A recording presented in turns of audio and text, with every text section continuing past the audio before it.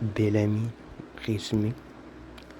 Georges Duroy est un ancien sous-officier du 6e régiment des hussards, ayant passé des années en Algérie, qui travaille dans les bureaux de la Compagnie des chemins de fer du Nord, à Paris.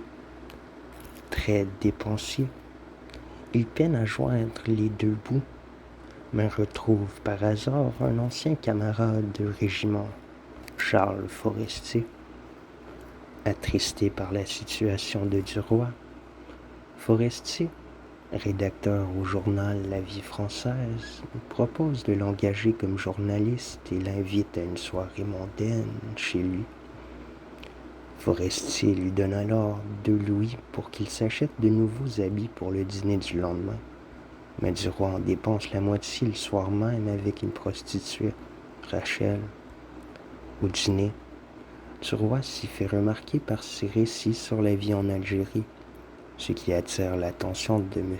Walter, directeur de La Vie française, qui accepte alors de lui donner un entretien le lendemain. Il parvient également à se rapprocher de Clotilde de Marelle, une amie de Forestier, étant incapable d'écrire un article sur l'Algérie comme requis. Duroy va demander de l'aide à Forestier, qui le fait aider par sa femme, Madeleine Forestier. En fait, celle-ci lui demande seulement quelques détails, puis le dicte l'article, en ajoutant des péripéties inventées de sa main. Duroy se présente ensuite à l'entretien prévu avec M. Walter, qui accepte de l'embaucher au journal comme reporter. Le lendemain, plein d'enthousiasme, il va acheter La Vie française dès l'aube. Il part ensuite déposer sa démission à la Compagnie des chemins de fer du Nord. À peine arrivé à son nouveau travail, Duroy n'est déjà plus considéré par Forestier comme un ami, mais comme un simple subalterne. Dans la soirée, Duroy ne parvient toujours pas à écrire la suite de son article sur l'Algérie et décide donc de rendre visite à Mademoiselle Forestier le lendemain pour lui demander de l'aide. Il y est très mal accueilli par M. Forestier qui le congédie. Il décide donc de l'écrire lui-même, tant bien que mal dans un style assez maladroit. Mais son histoire ne paraîtra pas le lendemain, car jugée trop mal écrite par le journal. Duroy décide donc de se concentrer sur son métier de reporter et parvient à s'y faire un nom. Georges gravit peu à peu les échelons et commence une relation avec Clotilde de Marelle, dont le mari est presque toujours absent. Trouvant que Charles Forestier ne le traite pas avec suffisamment de respect, Duroy commence à le haïr et décide de séduire sa femme. Madeleine Forestier le rejette, mais il conclut un simple pacte d'amitié.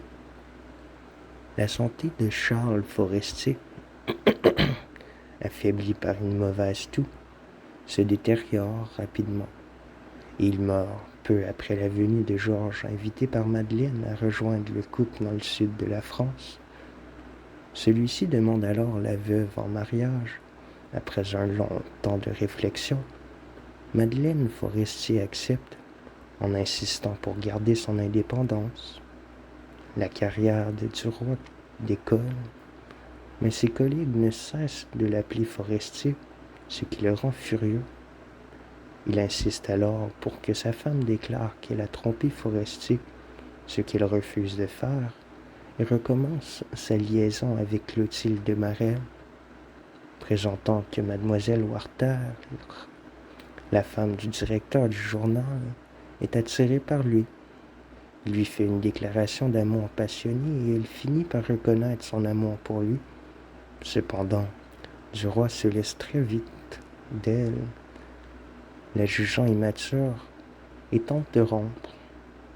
Pour le garder, elle lui révèle un délit d'initié orchestré par Laroche Mathieu, le ministre des Affaires étrangères, et son mari. La France va coloniser le Maroc sous peu, alors que Duroy vient de rencontrer le ministre qui lui a certifié le contraire. Monsieur Walter, ayant acheté auparavant une grande partie de la dette du Maroc, devient immensément riche, contrairement à Duroy, qui n'a pas, pas pu en profiter outre mesure. Fou de jalousie, et constatant que Suzanne Walter, la fille cadette, n'aime que lui, il échafaude un plan pour l'épouser. S'étant rendu compte que sa femme le trompe avec le ministre des Affaires étrangères, Laroche-Mathieu, il appelle la police et les mène à l'appartement dans lequel il se retrouve. Un constat d'adultère est fait, ce qui lui permet de divorcer.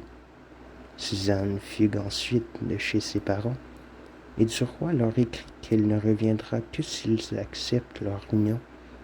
Mademoiselle Walter, furieuse, refuse catégoriquement, mais son mari accepte, craignant pour sa réputation si on apprenait que sa fille s'est enfuie.